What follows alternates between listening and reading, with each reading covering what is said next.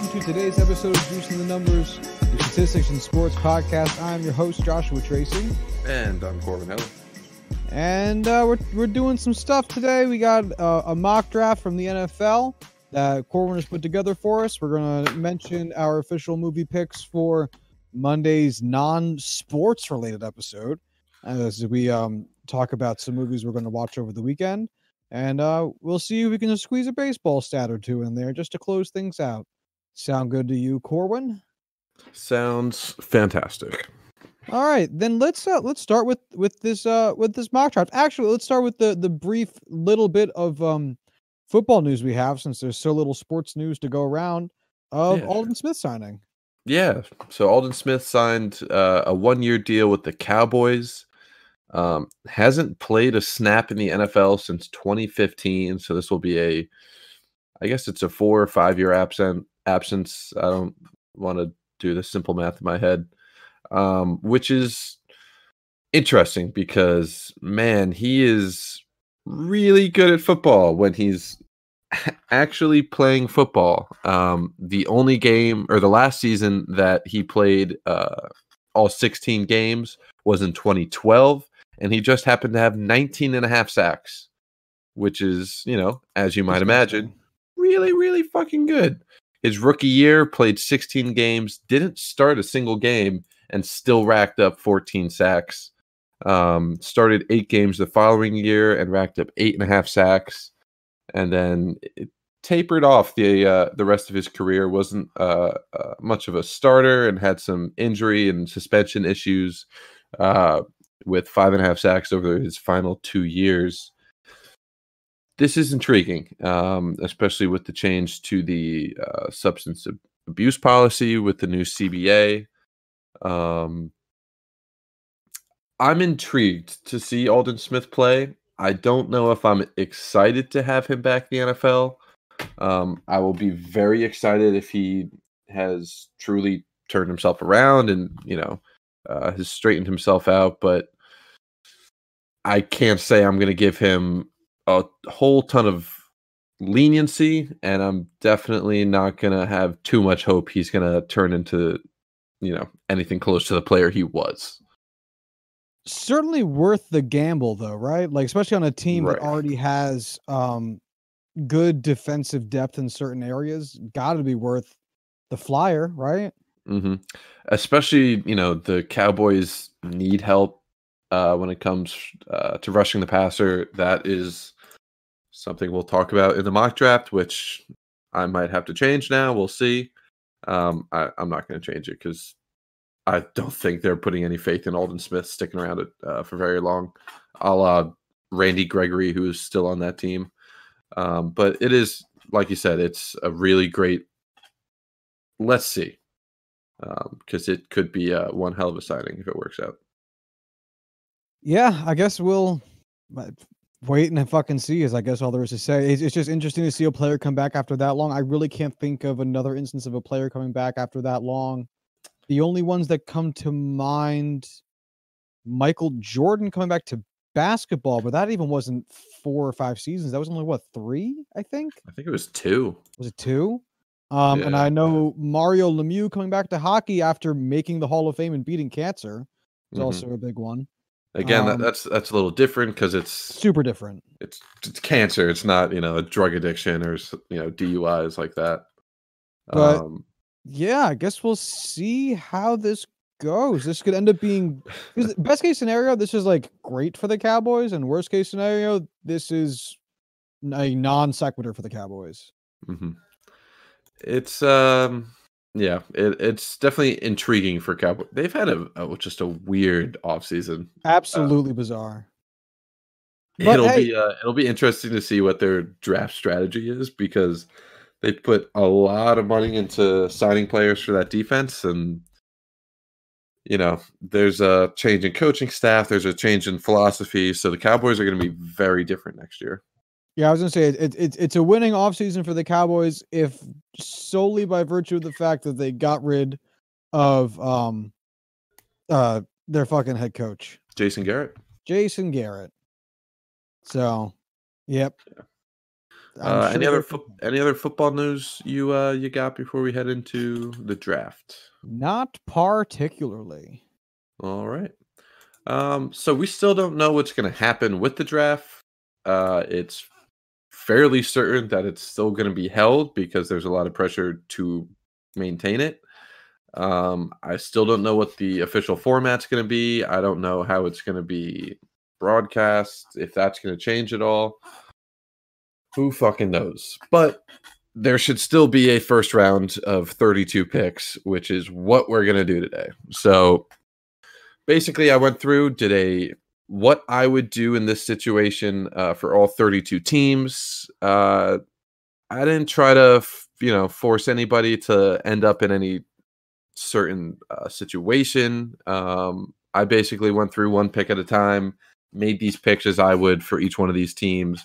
I allowed myself one trade because I didn't want things to get too crazy out of hand and too far from reality as what it most likely will end up being. There's going to be more than one trade in the first round. I almost guarantee it. But when you start doing that, things quickly are on a path towards unrecognizable. So I limited myself to one trade, which will show up pretty early. Yeah, so I guess I'll go through it. If you have any questions, comments, concerns, just do your thing and fucking say something. I will chime in as needed. All right. I know we did this last year of you guessing what my picks were, and they were actually really good. So I'm going to let you start off first. First overall pick. Do you have any idea who it's going to be? Jason Burroskowitz, aka Joe Burrows. Yeah, so Joe Burrow, kind of the best prospect that I've watched since really I've started watching film and doing this draft prep. I would say based off of where I view him and where people have viewed, ranked quarterbacks in the past, I would say this is the best quarterback prospect we've had since Andrew Luck, which was 2011, 2013, one of those years. I want to say 2011. I want to say it. Oh, damn it. Now I don't know if it's 2013 or not. No, it must have been. I know it was in 2012 because that was Cam Newton. They weren't the same year? I don't know. I really don't know. It was 2012. I'm just stupid. Yeah, I would say, yeah, okay. All right. Yeah, so 2012, Andrew Luck was drafted. That's kind of been the bar set for me when it comes to quarterback prospects in my generation of, my era. And he's right up there. I would say he is 1B to Andrew Luck's 1A. He has everything. I honestly can't say that there's any negatives to his game at this time. He's not RG3. He's not Lamar Jackson running the ball. He's still mobile. And I guess that's the only thing you could hold against him is that he's not an electric superstar running the ball. Throwing the ball, intelligence, poise, everything else, he is near perfect grades. So if the Bengals somehow don't draft Joe Burrow, if Tua Tagovailoa, if Justin Herbert's their guy, wow, as a Steelers fan, I would love it. I would absolutely love it, but I don't think they're going to be able to fuck this one up. And we always spend more time on the top 10 to 15 picks than we do the bottom 10 to 15 picks for obvious reason. They're more interesting players and better players at the top. So just to inject a question here, if the Bengals, I should say, when the Bengals draft Joe Burrow, how far away do you think they are in terms of playoff contention? I saw some stuff today about how the Bengals could be in the running to win the AFC North this year. I laughed at that because I don't think they're going to be. Yeah, I don't think they're going to be in contention. One, because I don't know if they have the talent top to bottom. That's why I was questioning it. Yeah. Yeah, I think they're pretty far from that aspect. Also, the AFC North has the Steelers, which are still a fantastic all-around roster and are contenders next year. The Ravens, who are probably right there with the Chiefs for AFC favorites to go to the Super Bowl. And the Browns have the perfect team to have a contending year. I don't want to say they're contenders yet, but they have everything in their, they have everything they need to contend. So it's going to be really hard for the Bengals to compete in this division, let alone the AFC. But I mean, they have guys like AJ Green, they have Tyler Boyd, they have fucking Jonah Williams, first round pick from last year at left tackle. No, you're They thinking of have Jonah Joe Mixon. Hill, They the have who? actor. Jonah Hill Honestly, Jonah from Hill, Moneyball. fat Jonah Hill would probably be just as good as some of the offensive linemen they've had in the past couple of years. But they still have a lot of work to do to fill out that roster. But Joe Burrow is set. That position is set. That offense, you need some offensive linemen to protect him. He's going to be fine without great protection around him because of his skill set and what he can do, his intelligence, just knowing where to put the ball when things break down is bar none. Brett Coleman has a great video on it. But they're set. They just need to get good players through the draft, through free agency, and they can compete. And I'd probably say 4 or 5 years. Okay. It'll be the tail end of his rookie contract that I think they're going to be able to compete. Not that they will be competing. I want to say 3 years, only because I think the turnaround time as teams have learned more about how to build a team in the modern era using better schematics for tanking and have created better valuations of where their players are and where players that they can acquire are. I'll say that maybe if the Bengals did it right, you could see them vying for a spot in 3 seasons. Granted, the Browns have had so much time and have done nothing with it that it makes it hard to say that with too straight of a face. But I think if you have that like true starting quarterback, which the Browns, it's still a question. They definitely have a starting quarterback, but they don't have like an Andrew Luck. I would think maybe you could see a 3-year turnaround. It would be tough, but I don't know. It's a possibility. Yeah, this definitely puts them in a good position to do that quick turnaround because this is the key piece, but they'd have to land on a good chunk of their draft prospects the next couple of years, especially early on. All right, let's talk about pick 2. So the Redskins pick number 2. The top player outside of Joe Burrow is Chase Young. Honestly, as far as pass rushers go, he is a marquee player. I don't want to say generational just because of how good edge rushers have been in the draft the past couple of years. But I would say he is closer to Myles Garrett of today than any of these other. He's a grown ass man who is going to come in and put up sacks in the teens year one. I've never seen an edge rusher in the Big Ten be as dominant as he has been over his career. He's on another level compared to, some of the Big Ten tackles that are going to be first round picks. I have Iowa's left tackle going in the top 10. He dominated him, and Chase Young is the man. But I don't have them drafting him because I have the Chargers trading up with the Redskins to number 2 overall to take Tua Tagovailoa, quarterback out of Alabama. The Redskins don't have a dire need for edge rusher right now. They have Ryan Kerrigan and they have Montez Sweat, both very good players. They do have a very bad need for cornerback, which Jeff Okudah is a top player who could fall to them at number 6. And the Chargers need a quarterback, and the Dolphins are right there ahead of them at number 5. The Chargers are in a position where if they had a quarterback, they could compete for a Super Bowl this year. So I don't see them trying to let the Dolphins grab their dude and just settle for whoever the number 3 quarterback is going to end up being in this class. And I see them being a little more aggressive than the Dolphins, trading up number 2 overall, and taking Tua Tagovailoa. I will say, I could totally see the Dolphins doing this exact same move, this exact same trade, because they have the draft capital to move up.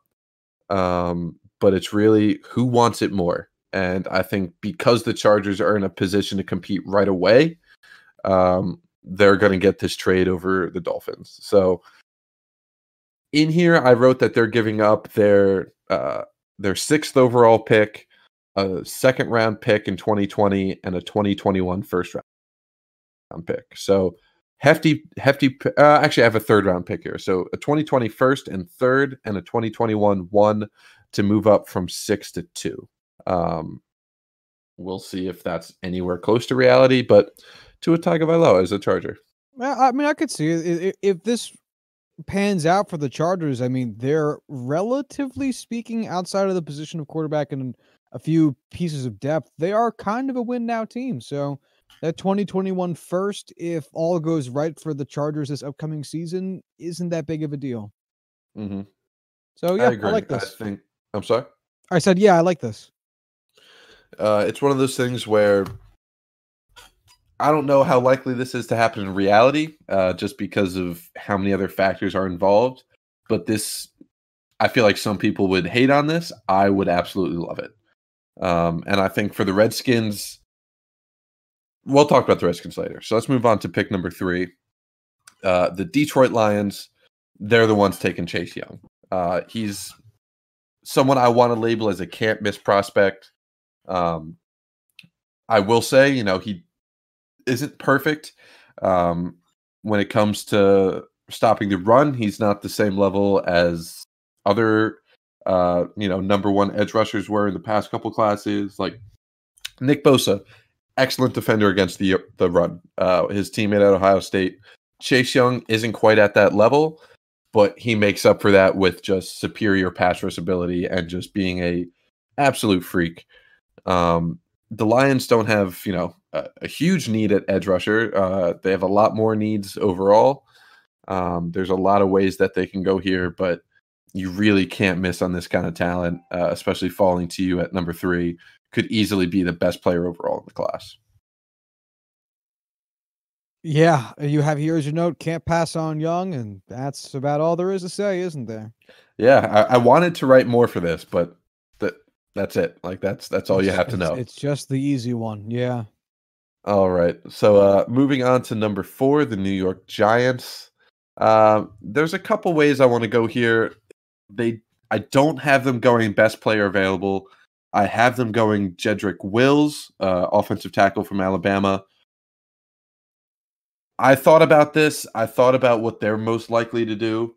They're most likely going to draft Isaiah Simmons out of Clemson.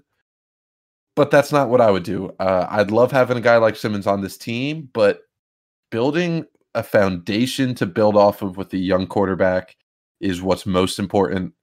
Having bookend tackles that you can rely on year in, year out, being able to protect a young quarterback, giving him time to process, go through his reads, make smart decisions, not get rushed, not get hurt. That's how you, in my mind, develop a franchise quarterback. Daniel Jones had a good season last year, didn't have a great one. You could easily fit Jedrick Wills in at left or right tackle. Has that kind of flexibility that he played both at Alabama. If you want to move Nate Solder over to the right side and have Wills be your guy of the future on the left, perfect, works already. They could have gotten Jeff Okudah here as well, but they've invested so much money in draft capital into cornerback. I don't see them just putting more players in that already crowded cornerback room. So Jedrick Wills, Alabama. The problem with the Giants is that there's no right or wrong answer to what position they should be drafting right now.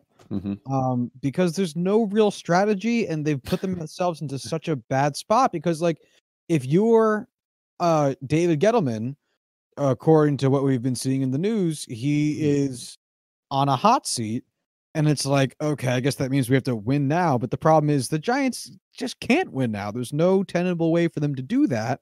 So you're hoping for a rebuild, but there's so many positions to rebuild. The Giants are probably going to be bad this upcoming season, almost no matter what. So they have a ton of positions that they need to either refill or revamp.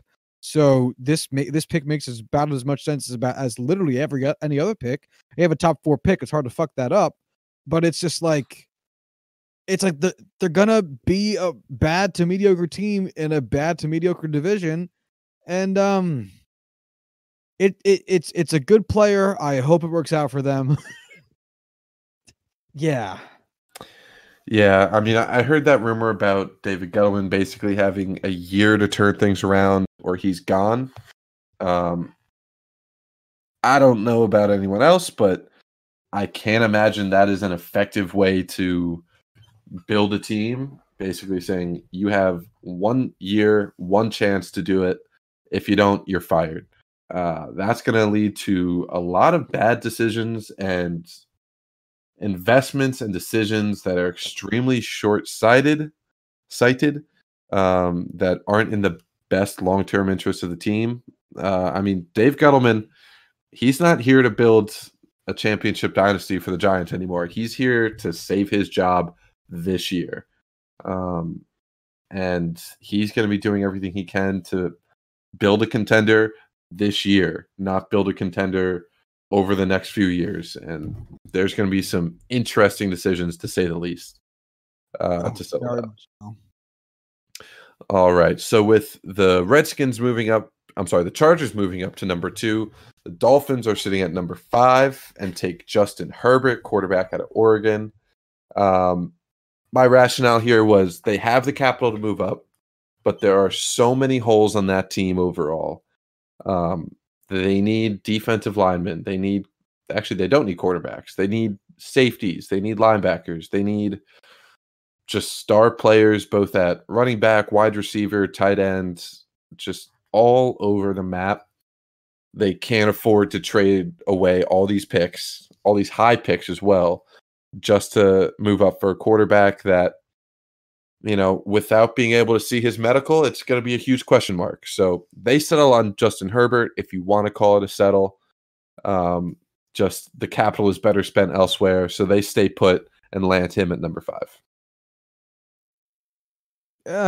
Yep, the Dolphins need a quarterback, and they draft one. Easy as that. I agree, yeah. I would say Justin Herbert is solidly my quarterback 3. I think each one of these 3 guys is in a tier of their own. 1, 2, 3. I think Justin Herbert definitely has one of the higher ceilings in this class, probably equally high of a ceiling as Tua. But I just have a lot of mental question marks with him that have been around since we started talking about this year's class last year. So some of them have been answered, some of them haven't. We'll just see how it works out. Well, we know how good Miami is at developing talent, so I'm sure he'll be fine. Yeah, they're going to break him if they don't play this smart. Number 6, the Redskins. They're finally taking Jeff Okudah. This trade works out for them. They land him at number 6. This guy is my number 3 player overall in the class. He is a lockdown corner from day one, will instantly be their number 1 on that defense. He has the ability to be, I would say he's the caliber prospect that you see in a guy like Marshawn Lattimore, Patrick Peterson, who's the fucking guy from the Browns, from Ohio State, drafted like 4th overall. This is so your area. I'm so bad at this. Yeah. It doesn't matter. It's on the tip of my tongue, but I don't want to get stuck on it forever. He's a superstar. He's going to be a superstar. He is a shutdown man corner. I think that Ron Rivera trying to rebuild that defense, this is their biggest hole by far. And I think this is where they really fill out that defense. Yeah, the Panthers need help. They lost a linebacker and they gained a. No, wait, we're looking at the fuck. The I gave it Redskins. away. We're looking at the Redskins. Damn it. Yeah, it's I said Ron Rivera. That's a it easy fucked me mistake up. to make Yep. now. Oh Yeah. god, that's so weird. Yeah, pretty much everything you said, which is how it goes with football because you're so good at talking about it. The Redskins are hoping Dwayne Haskins takes a step forward to help them out with gaining ground of that division, which is so incredibly up for grabs. And having a lockdown corner is a great step in making that progress, and it'll help with the development of Montez Sweat and their other the defensive line in general having better cornerback play. I'm amazed how quickly people have just given up on Dwayne Haskins. Yeah, I know he's like barely started, and he started under a exceedingly dysfunctional coaching staff. Yeah, like the only quality player they had on that, offensive skill position group was a rookie wide receiver. A Wookiee wide receiver. Yeah, listen, this is going to be the first of many, many verbal mistakes that I make tonight. So get ready for the ride. He did not have a good situation. I mean, Geis and Peterson were good running backs there, but they didn't exactly light up the world when it came to running the ball last year. So I think they need to give him some significant leeway going into next year. Yeah, I with a good coach and the right system, I think he'll probably be fine. It's you can't judge anyone based on what happened with the Redskins the last 3 years. So yeah, and I mean, come on, nobody's had a bad rookie season and come back from it. God, Peyton Manning. All right, so next up at number 7, the Panthers. Isaiah Simmons. He is. It's hard to say what position he's going to play at the next level. He is basically a super utility knife. He has played everything at Clemson. He's been a middle linebacker. He's been an outside linebacker. He's been an edge rusher. He's played safety. He's played slot corner. He's done everything and can do everything. Do you know what he ran in the 40 this year at the combine? I don't, so I'm going to guess 4.5. He is I want to say he's 6'3", 239, and he ran a 4.39. God damn. He is just like, if you want to think about superstar athletic linebackers, I don't even know who comes to the front of the list. He could easily be the most athletic, linebacker.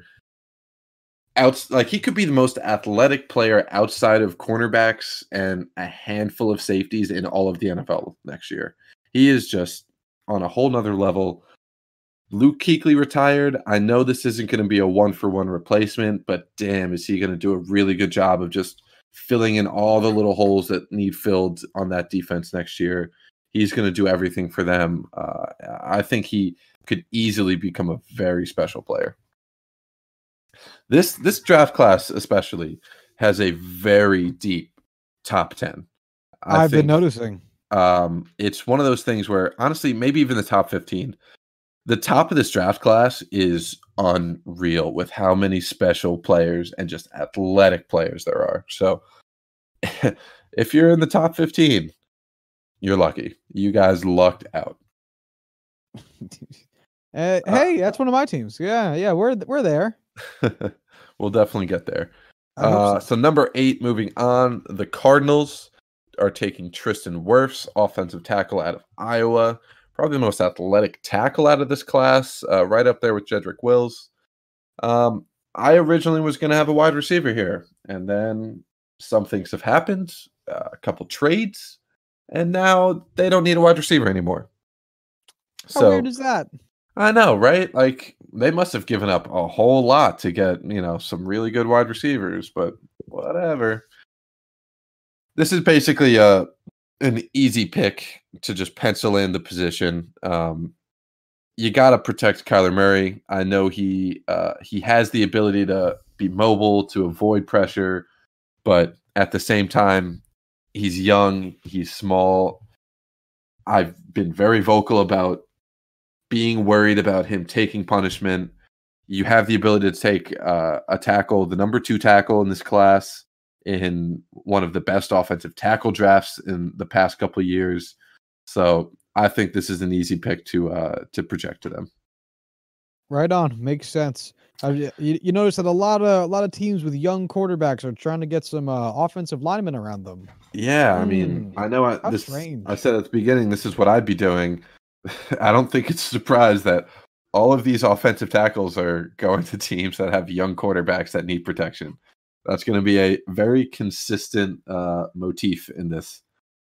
Yeah, it's almost like it's hard to develop if you're constantly getting pummeled. Fuck, man. If only teams could figure that out. Fucking wild concept. Number 9, the Jacksonville Jaguars. Who? I'm sorry, who? What? Her? Egg? So they're taking Derek Brown, defensive tackle out of Auburn University. This isn't a sexy pick, but he has one of the best highlights I've seen out of all of college football last year. I want you to look this up while I'm talking about him. I forget what game it is, but he is basically on the sideline. The coaching staff of Auburn wants him to come into the game, so they have a guy, defensive lineman, sub out and have him sub in right as the other team, the offensive team, snaps the ball. So he's on the sideline as the ball is snapped. The Auburn defense is basically playing a man down. He sprints onto the field, and as the play just happens to go to his side, and right as I want to say it's a running back catching the ball out of the backfield, maybe it's a receiver. I can't remember off the top of my head. But right as he's about to break out, Derek Brown just comes out of nowhere and just blindsides him and lays him the fuck out. Just seeing him come off the screen out of nowhere, you don't see him get subbed in. He just comes out of nowhere, and just all 300 and something pounds of him just blows this guy up. Super athletic for his size. Is this Auburn against Ole Miss we're talking? Probably. If you want to share the link to me in the chat, I can look at it. Yeah, it's I just looked up a highlight reel because I didn't know what to search for, but it was the first highlight I saw on this video, because it's describing exactly what you're saying, I think. Yeah, that's it. Oh man, just that's a massive human being to just come out of frame and just out of nowhere just lights this guy up. It's not quite on the level of the Jadeveon Clowney hit that we always talk about, but that was probably brutalization. Way funnier. But they have some holes on their defensive line because they, for some reason, traded Calais Campbell, and basically, he's a really, really great fit for that team in my mind. I could see them going and taking a wide receiver here because DJ Chark and DG Westbrook aren't exactly superstars. So I wouldn't be surprised if someone like CeeDee Lamb or Jerry Jeudy goes here. But I just really like this fit personally. So I went with Derek Brown at Auburn. Makes sense to me. Yeah.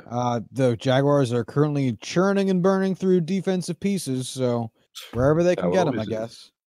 Yeah, I can also see a guy like it's too early for a cornerback, even though they need it. So maybe a guy like CJ Henderson goes here. I don't know. But yeah, we'll stick with Derek Brown.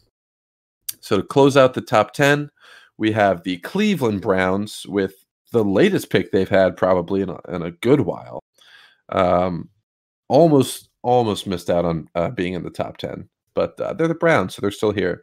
I have them taking another offensive tackle, Andrew Thomas out of Georgia. My number 3 as far as offensive tackles go. By far the biggest need on their roster. He will basically fill in day one starter at left tackle. This is what completes this team. I don't see how the Browns could go anywhere here outside of offensive tackle. Baker has no excuses. He has protection, which was his biggest concern last year. They signed Jack Conklin. They drafted Andrew Thomas. They still have just deep receiving threats. They still have a dynamic duo at running back. If he can't perform at a high level, not just at a good level, but at a high level this year, they really need to think about moving on, because otherwise they're just going to be treading water So this is the pick for them to really complete their team. Yep. It's the Browns. They're gonna suck forever. I'm convinced. Do whatever you want, Browns. It's a wasted effort. Oh man! All right. So next up, we have the Jets. So do you want me to say my pick since you have it in front of you, and then you could give your thoughts where you want to see this go, what you like, what you would prefer.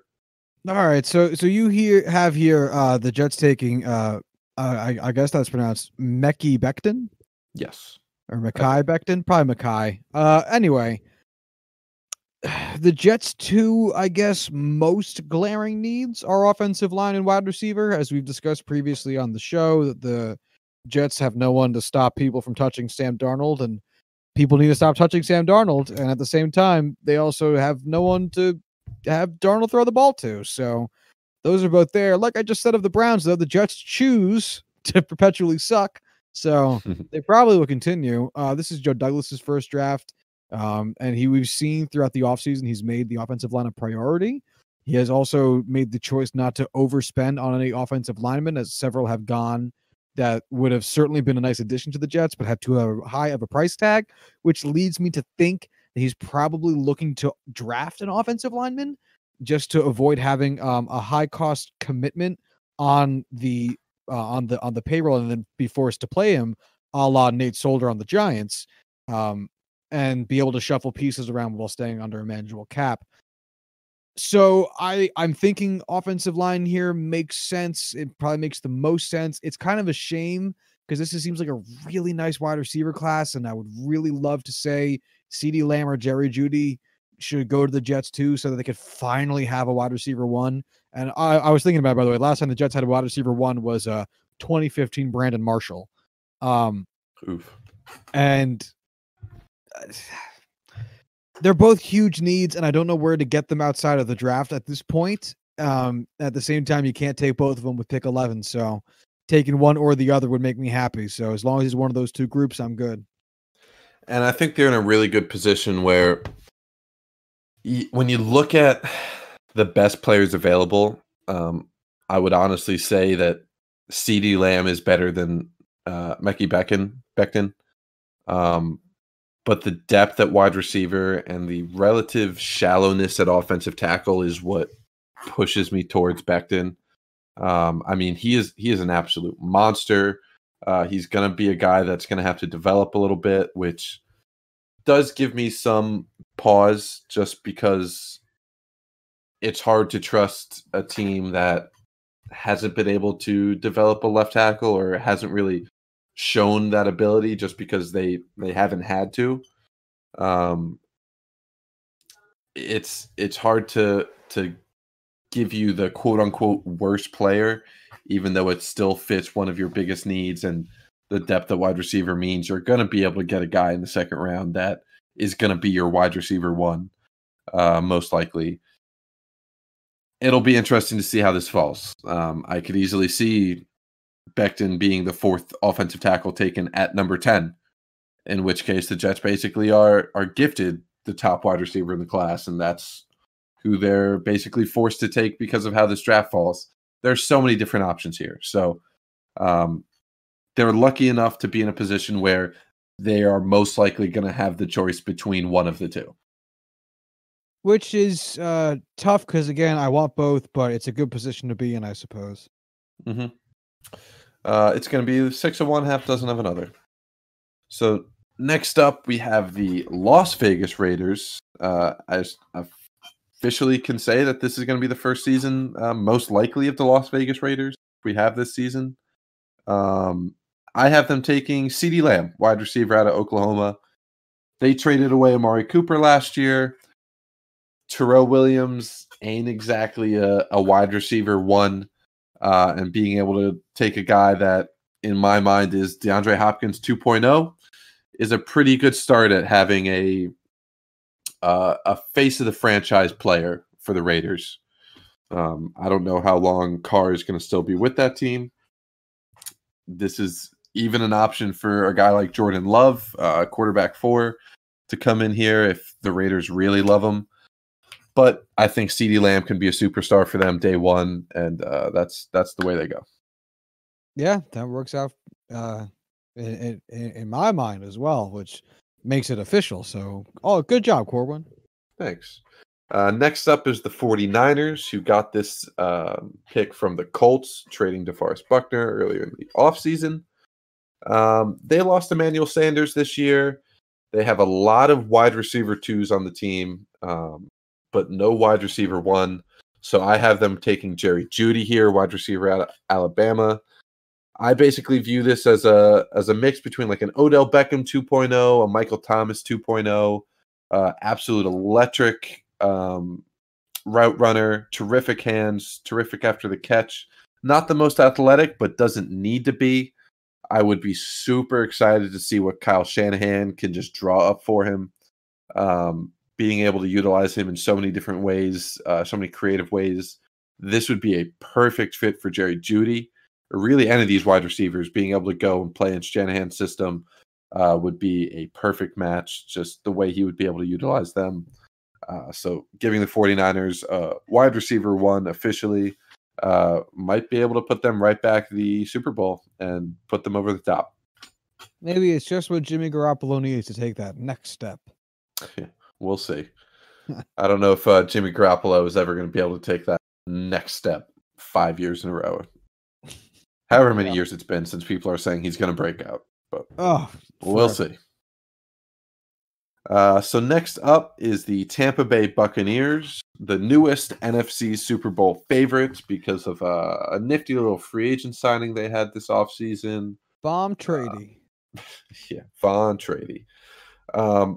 Surprisingly, looking over their roster when I was doing this, there really isn't that many glaring needs for this team. They have done a very excellent job of both drafting for need and just filling holes and utilizing free agency to really maximize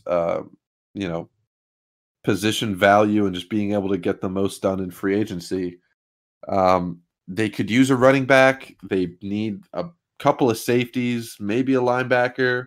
So they have options here. I went with Xavier McKinney, safety out of Alabama. Versatile guy, can play single high. I don't know if that's his best fit. Playing him on the line in the box seems to be a little bit better. He's definitely more of a tougher player. But what makes him special is he may be overall the the smartest player in this draft. Seeing the things that he's able to do, the reads he can make. He still has some room to grow, but I think this is the top safety in the class and would fit in very well on that defense. I will say if any of the tackles fall, one of the top 4 tackles, fall to the Buccaneers here at 14, that should be an easy pick for them. Donovan Smith, Penn Stater, is their left tackle right now. As much of a Penn State bias as I have, I'm not a fan of his, and he's not going to be the guy for Tom Brady. So wow, you saying you're not a fan of his when he's a Penn Stater is the equivalent of you telling him to go kill himself. Yeah, I mean, he's talked some mean shit about Penn State over the years, so that may be a reason why, but I can't argue that he is not exactly a star player on the field. Wow, glaring indictment by Corwin Heller. Yeah, dude, fuck you. Next, fuck you up, son. So next up, we have the Broncos at 15. John Elway drafts another tall white quarterback. Oh, sorry. That was last year's. I have Henry Ruggs, the third wide receiver out of Alabama. A receiver for that tall white quarterback that they have right there. Super versatile, super speedy. Underutilized at Alabama. I think he's the perfect complement for Cortland Sutton. A really great deep threat for Drew Lock, who has a really nice deep ball. He's one of those guys where, depending on where the teams evaluate them, he could easily be wide receiver 1 in this class. He's really shown that he can do it all, even as a smaller guy. I don't want to say this is a perfect comparison, but what he can do is reminiscent of what Tyreek Hill does in the Kansas City offense. He has that kind of playmaking ability. I think he might be a step slower just because Tyreek is so fucking fast. But goddamn, he is definitely one of the fastest players in college football.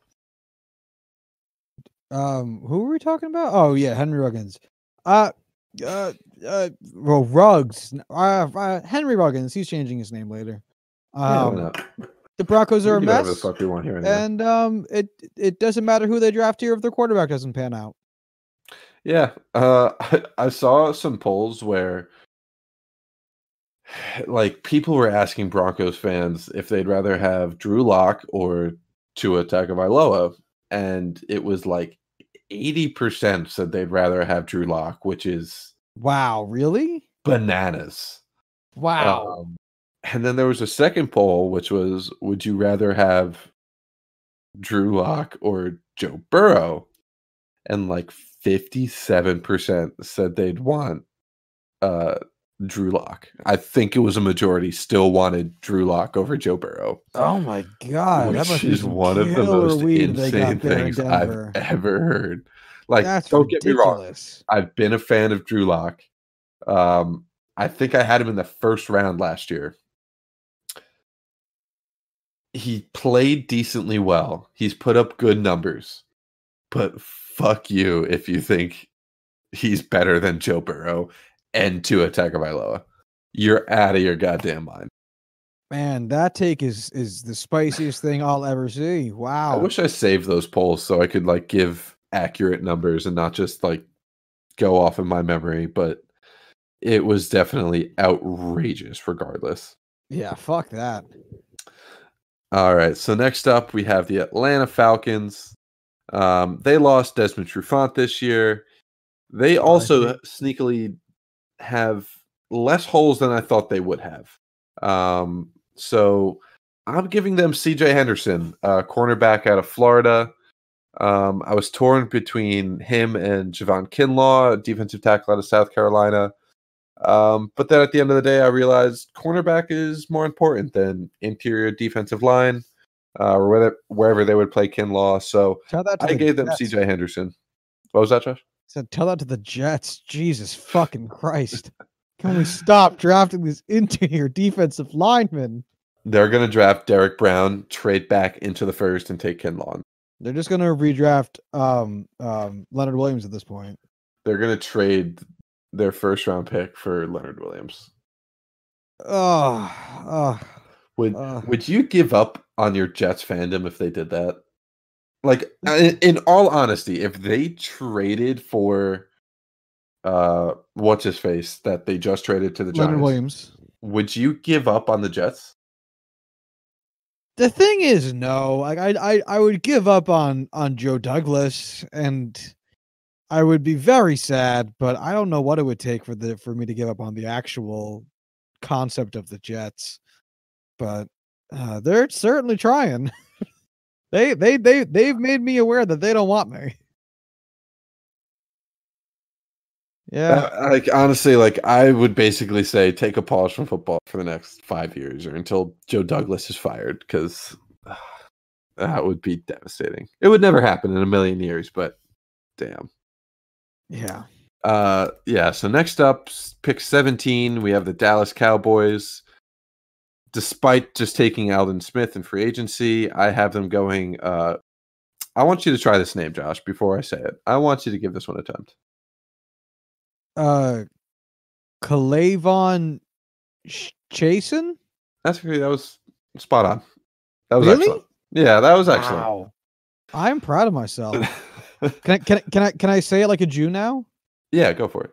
Kalavon Chason. That I am sure that is how the actual pronunciation is down in Louisiana. But Clavon Chason, edge rusher out of LSU. This is probably one of the most raw prospects in the draft right now. Super athletic, but doesn't quite have the film and production to really back it up. Has some serious bright spots and could be a premier edge rusher in the NFL. Just hasn't really put it all together. I think having Aldon Smith there does allow for a little leniency to have him develop. He could definitely learn some things from both Smith and DeMarcus Lawrence, so that would be a good learning opportunity for him.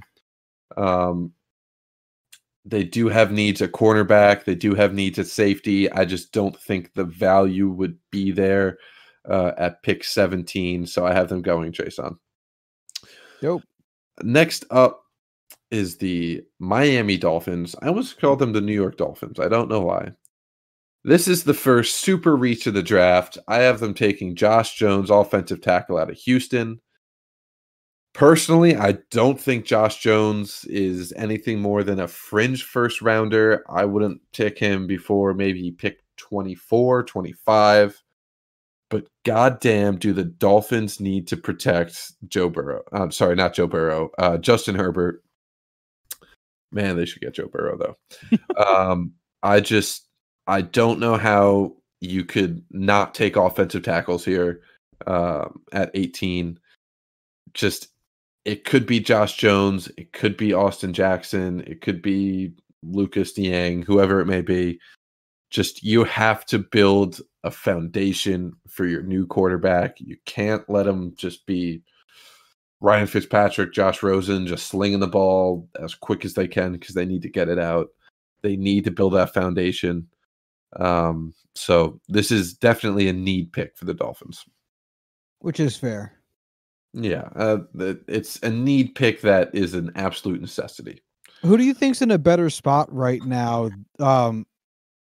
It's tough because the Dolphins have so much more draft capital. But taking that aside, who do you think's in a better position right now, only counting first round picks?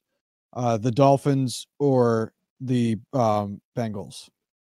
Man, that's tough. I mean, Because I'd say the Bengals have better day one starters in general, only because the Dolphins are a hot mess of a roster. yeah. And they're about to get the better of the two quarterbacks between these two teams, but the Dolphins also have a ton of cap space and they have a ton of draft capital. So, I mean, it'll be I interesting. guess when I look at your question, I view it as, who would you rather, the first overall pick or those 3 first round picks? And as much as I am the kind of person to say, yeah, you have a lot of holes, you need to, fill those holes. You need to do that with first round capital. With the way this first round has kind of fallen so far, I mean, I don't love Josh Jones. I don't think he's a shoo-in to be a starting offensive tackle for the rest of his career. He is a project. I won't spoil their third pick, but it's good, not great. I don't know. I just think Joe Burrow is good enough as a prospect to be worth trading all 3 of those first round picks. Fair. That's just kind of how highly I think of him compared to Herbert and the rest of the Dolphins picks as they fall. Okay, that's fair. But believe me, if the Dolphins or whoever it may be chooses to have 3 first round picks start for them next year, which all of them will, that's not a bad move. Let me, before we just move on real quick, let me phrase the same question a different way. Who do you think ends up in playoff contention first between these two teams? Oh man. I would say the Dolphins, just because they are in a division that is, no offense to the Jets and way the more rest up of for that grabs. division, Way more up for grabs. way easier path to get to contention than the AFC North right now. The Patriots are definitely on a downslide. How far they downslide is the question, but they're definitely going to be on a downside. And the Jets and Bills both have upside, but the amount to which that is true is questionable. Like, I would definitely say the Bills are the front runner to win that division next year. I'd agree. But it's not like I'm confident making that pick right now. No. So like the Bengals are a very clear number 4 in their division. The Dolphins are also a very clear number 4, but the difference is significantly closer. So yeah, I would say the Dolphins. All right. All right, moving on to 19. The Raiders, they're taking Javon Kinlaw, defensive tackle out of South Carolina. This is the Raiders' second pick. CD Lamb was their first. Now they're taking something on the defensive side of the ball. Kinlaw's a guy who could be, a 3-4 defensive end, a 4-3 defensive tackle. He's the kind of guy who can rush the passer from the interior. This is a big fall for him. I honestly, in the actual draft, I probably don't expect him to fall all the way to 19. He's definitely a top 12, top 15 player, talent-wise. Just the way things landed here, he happened to fall a little bit. So this is a great BPA pick for the Raiders, who do have a fair amount of holes to fill. Hurst is their really only star defensive tackle, and he has some longevity and health issues and concerns. So this is a nice pickup for the Raiders. Yep. Moving on, we now have the Jaguars' second pick at number 20. This was pretty intriguing for me because Jeffrey Okudah is definitely the clear number one. I think CJ Henderson is the clear number 2 cornerback. I don't really have a strong candidate to be the standout number 3 cornerback. So I went with a high upside guy here with Christian Fulton, cornerback out of LSU. Both Jalen Ramsey and AJ Boye got shipped out in the past year. I wrote Stingley will get a ton of reps early here. Stingley was a true freshman last year for LSU and was the standout cornerback opposite Fulton. Little Freudian slip there, but Fulton is still going to be their cornerback 1, going to get a ton of reps.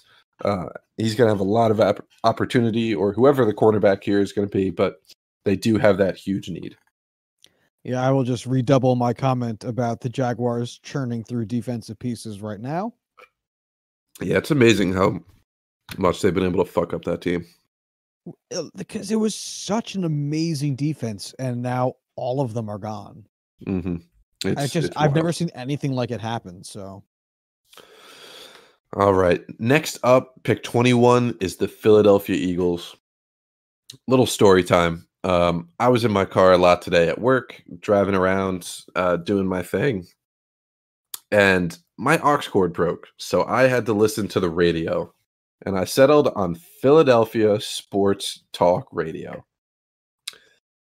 And this guy was talking about how he didn't want the Eagles to trade up for a wide receiver in the first round because it would be the expectation that they draft a Hall of Famer. What? And he wasn't sure he wanted to trade up to do that. What? And there was just so many little things that I just wanted to sit down with him and ask him, like, why would you expect to draft a Hall of Fame player? Like, that shouldn't be an expectation when you're trading up. Like, you want to trade for a guy who can help your team compete. Everywhere. Like, sorry, what was that? I said that that's like the goal of every GM everywhere is to draft the next Hall of Fame player. That's stupid. Right. Like, Hall of Fame caliber players are the absolute peak you could ever possibly get with a draft pick. Like, there's nothing higher than a Hall of Fame level player. Why would that be an expectation? Man, fuck that guy. And so I don't know. He went into some other things, but I don't want to spend all time just talking about the 20 minutes of this guy's talk show that I just had to sit through and just question my reality.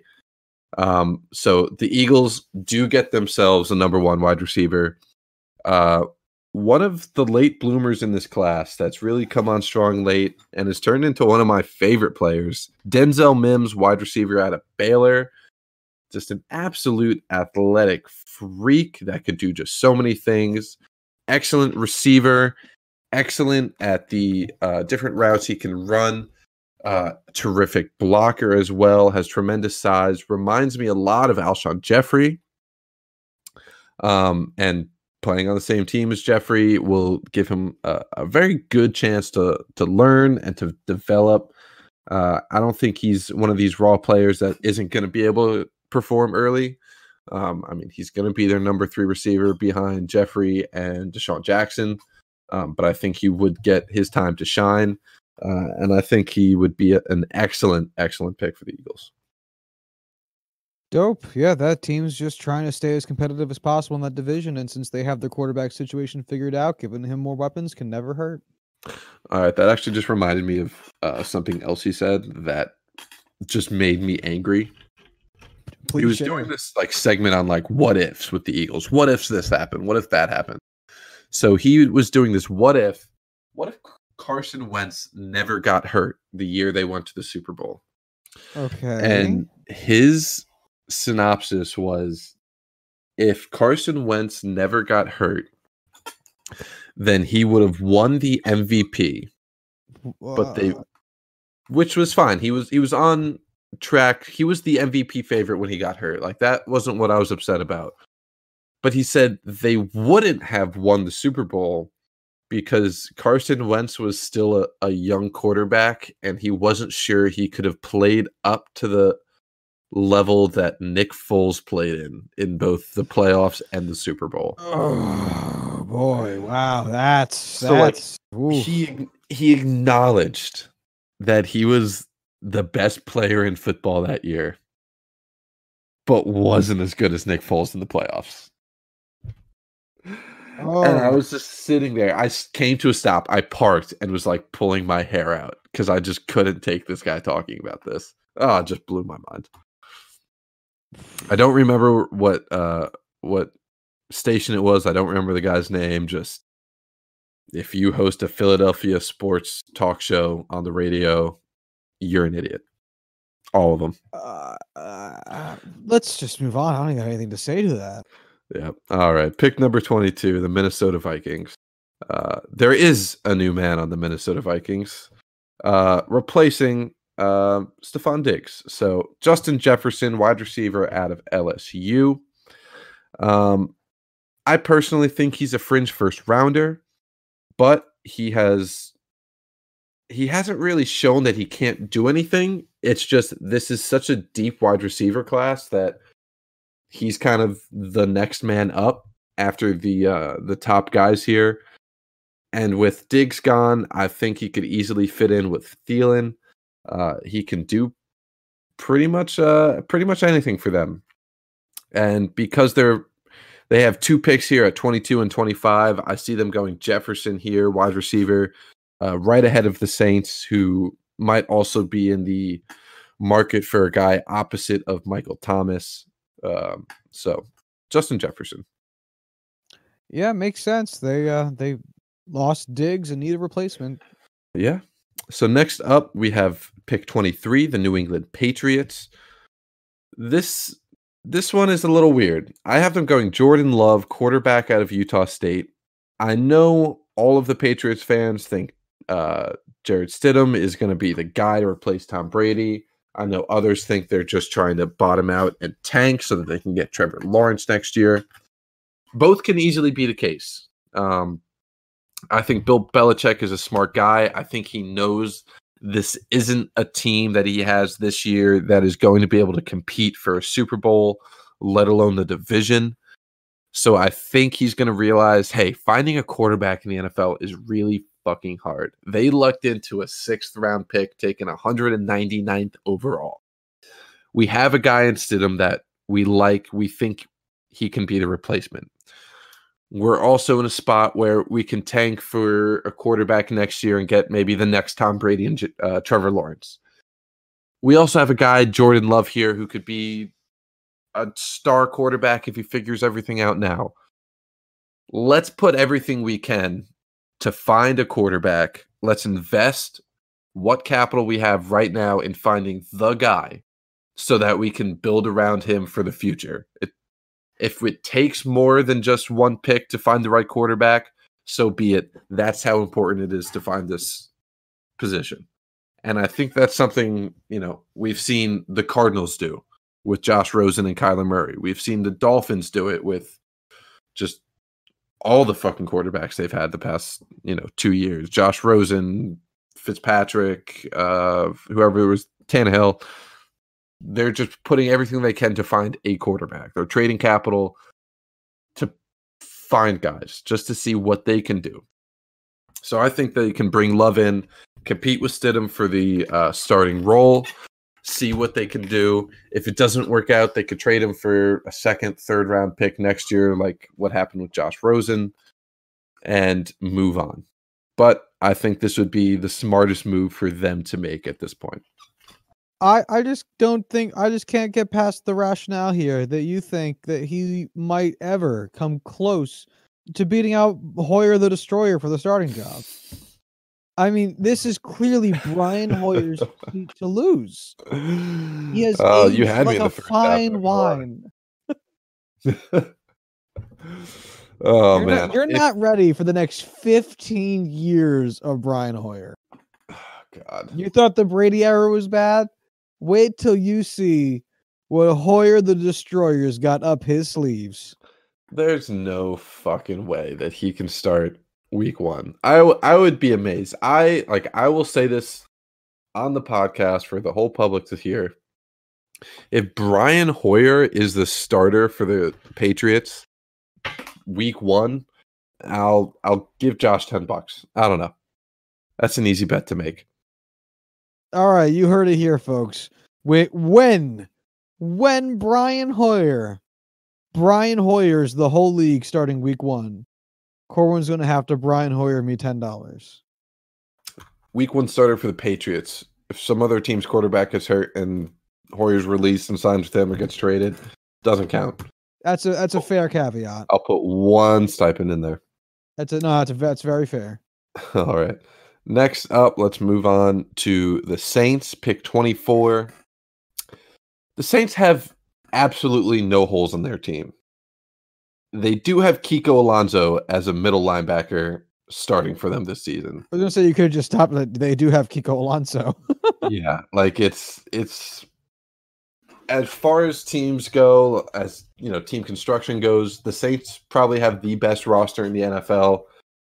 But man, Kiko Alonso is just Kiko fucking sucks. Like he was good for a little while. I mean, don't get me wrong. He's had his time in the sun, but his career is very much in the twilight. So why not give them one of the most athletic quarterbacks in the draft in Patrick Queen, linebacker at LSU, the 5th LSU player taken in the first round so far. This is just one of those things where it's a perfect fit for them. You can really go Patrick Queen or Kenneth Murray. Both of these guys are super athletic, super rangy linebackers that can cover both sides of the field, have that lateral quickness.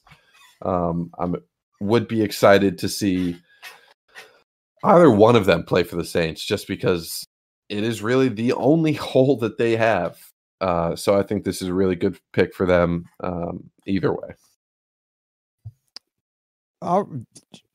Saints are good. Saints are good. Let's just see how the refs just truly fuck them over this year because it'll be something special. Can't wait for this year's crisis. All right. Next up, we have the Vikings with their 2nd pick. They've lost a lot on that D lineman this year, and a lot of D linemen this year in free agency. So I have them taking Zach Bond, edge rusher out of Wisconsin. He's a kind of guy that can play the edge, can move on the inside for certain personnel groupings. Wherever you need him, he can do it. So I think they're really going to love that versatility and that size. So Zach Bond out of Wisconsin, not the sexiest pick, but whatever. It's the end of the first round. Who gives a shit? Yeah, just trying to stay competitive in that division. Just making tweaks, making adjustments. All right, pick 26. We have the Dolphins' final pick in the first round. I have them taking Cesar Ruiz, interior offensive lineman out of Michigan, top interior O-lineman in the draft. Again, this just goes, you got to protect Herbert.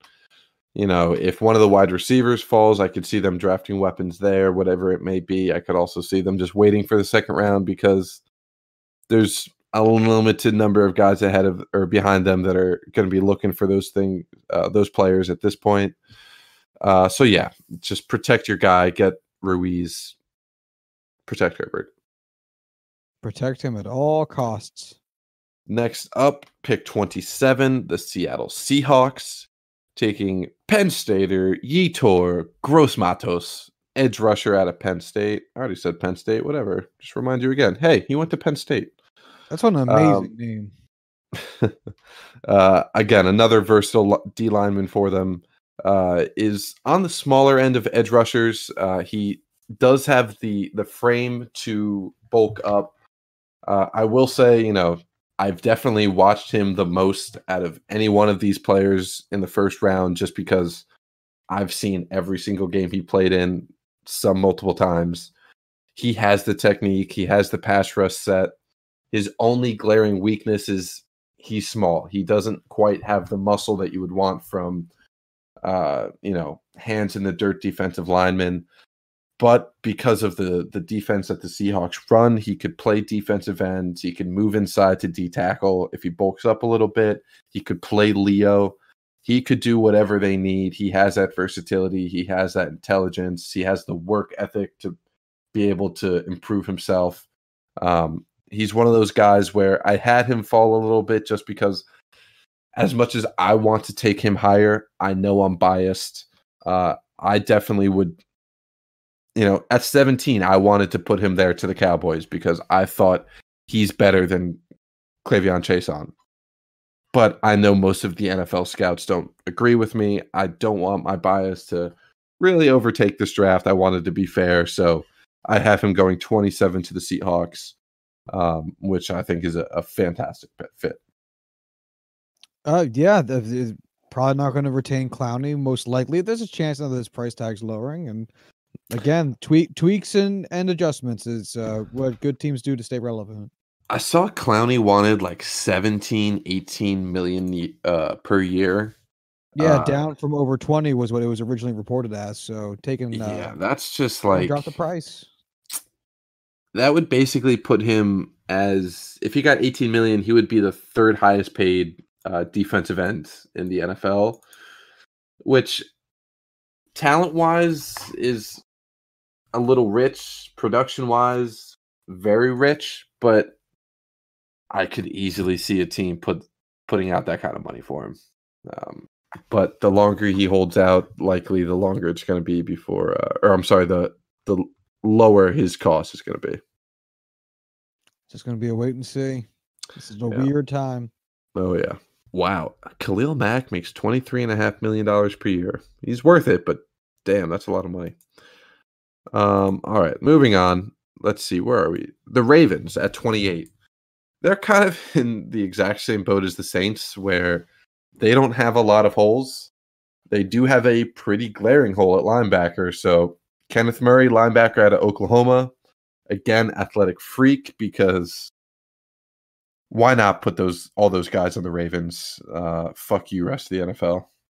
Like, goddamn, that team is going to be difficult to scheme, difficult to develop a game plan against, and just they're going to fuck some really good teams up just because they're built to fuck with more traditionally built teams. Yeah, no, they're going to be quite a front to get through in the AFC North. Not probably, the clear favorite to win that division. I think they're going to be my AFC favorites next year. I think I'm going to have them go into the. It'll be an interesting competition between them and the Chiefs. That head-to-head matchup will probably be a tiebreaker. Yeah, I mean, this is basically what I think the AFC Championship is going to be for the foreseeable future. All right. Pick 29, the Tennessee Titans, taking AJ Epinesa, defensive lineman out of Iowa. I don't know if many people remember the initial mock draft we did for 2020 last year, where maybe it was just us talking about top prospects to keep an eye on. I basically said you could put AJ Epinesa's name in pen to be a lock for the top 10, maybe the top 5. I don't know if you could tell by the fact that he's going 29th, but maybe I was a little early to call that. Um, he doesn't have the athleticism that you would want out of an NFL prospect. Um, Still has some great production, still has some really tremendous traits, and his strength is amazing. Has the versatility to play edge or move inside. Um, he's still a first round player in my mind. So replacing Jarrell Casey, helping out with the pass rush, I think the Titans would be happy to have this kind of guy here, and I think Mike Vrabel of all people would see his talent outside of his athleticism and realize that he's worthy of a pick here in the first round. All right, moving on. Pick number 30, the Packers taking T. Higgins, wide receiver out of Clemson. You got to put weapons around Aaron Rodgers. T. Higgins has a great ability to catch the ball. Not the most athletic. Doesn't always get the best separation, but his hands are terrific. Absolute, just they're magnets for the ball. And I think that's what a guy like Aaron Rodgers needs. Just a guy that he can put it in a tight window. He can put the ball where it needs to be, where only the wide receiver can catch it. He just needs the guy to catch it, and that's been an issue for all of these late round wide receivers that the Packers have been rolling with outside of Devontae Adams, Alan Lazard, Monte Valdez Scantling, Geronimo Allison, whoever it may be. T. Higgins. I know this might be a little early for him, but I think he's a good Packers. Okay. Let's just power through these last two. 31, the 49ers taking A.J. Terrell, cornerback out of Clemson.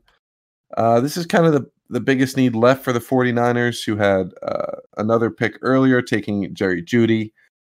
I think it's a smart pick, good value for them. Again, I'm not the best at evaluating corners, so it's hard to distinguish the ranking of these guys after 1 and 2. Terrell could be as high as 3, as low as 6. So having him be the number 4 guy, I think, is pretty decent value there.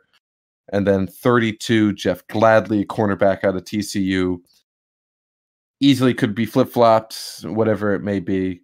But either one of these guys, the Chiefs take Gladney, he's going to be their cornerback 1. If they take Terrell, he's going to be their cornerback 1. That's just kind of the way it's going to go. Okay. All right. So that's the first round. I'm excited to see how it goes whenever this eventually happens. Yeah. Because not confident it happens when they say it will. But this looks great. I love doing this every year with you. I love how much effort goes into this. This is this is always my primer to the draft. So I hope it is for you at home as well. Corwin has a great track record with at least having, because these drafts, no one's mock draft is perfect.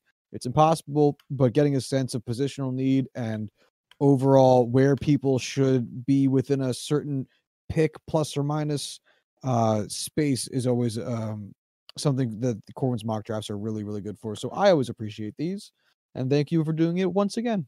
Hey, happy to do it. I'm glad I could do it. I actually want to pull up my 2019 draft just to see how many I got right.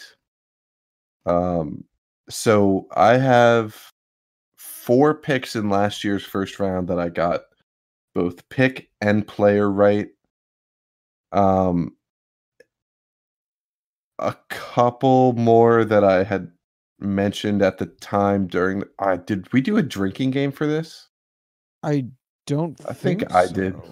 Maybe you did. We could go into this more once it gets closer to the draft and we figure out what we're gonna do with it, what everyone does with it. But yeah, it was pretty cool. Right on. Fun time. I really enjoyed doing this. I'm sure we'll talk about this more once we figure out what ends up happening with the draft. Yeah, well, that's going to be a whole different conversation. I had a couple baseball stats things, but we can leave it for another time since we have been running for a little while and it's late here on the East Coast. This episode will drop only a couple hours after we finish recording here, so I can save that for later. That just leaves us with this weekend's movies as Corwin and I go looking ahead towards our Monday episode. Corwin, what is your official choice? My choice is Good Time, starring Robert Pattinson by the Safdie brothers, directors of recent cinema release Uncut Gems. Great choice. Great choice. I will be sticking with Moneyball since I mentioned it already and kind of want to rewatch it anyway. So those will be our choices. We will talk about those on Monday, which will be so fucking weird. But do you know where you can watch Moneyball? I'm gonna have to rent it from someplace. I forget where. I forget if it's an Amazon or if it's on a premium channel or something. But I think I'm gonna have to rent it from somewhere. Gotcha. If you do want to follow along, Good Time is available on Netflix. Dope. Let me get an official answer for you on Moneyball. To spread the it's available for $2.99 on Vudu, Amazon Prime, and $3.99 on YouTube. So don't get it on YouTube. Fuck you, YouTube. Yeah, it does stream on Stars if you are one of the two people paying for Stars. Yeah, right. It also is streaming on Hoopla. Hoopla? I don't know what Hoopla is. Hoopla. Hoopladigital.com. That's not. I don't trust like that. Hold on. I clicked the link for it on this website I use to like see where it streams. I clicked on the link for Hoopla Moneyball and it popped up Pastry Baking Basics with Chef Tom Small. Yes, same thing. It's the exact same thing. All right. Yeah, Hoopla does not, in fact, have Moneyball, in case you were wondering. Now that we have that answered. I know everyone was dying to know that. Check out your local Hoopla store for more information. All right, so those are the movies. Give them a watch over the weekend if you so choose, or if you've seen them before, then check out what we have to say about them on Monday, and feel free to give us your angry-ass opinions like we give a shit. Any final thoughts, Corwin? No. All right, then we'll get out of here. If you want to follow the show on Twitter, you can do so at JuicingPod. And if you want to hit us up via email, you can do so at juicingnumbers@gmail.com. And until Monday, y'all have a good one. Bye.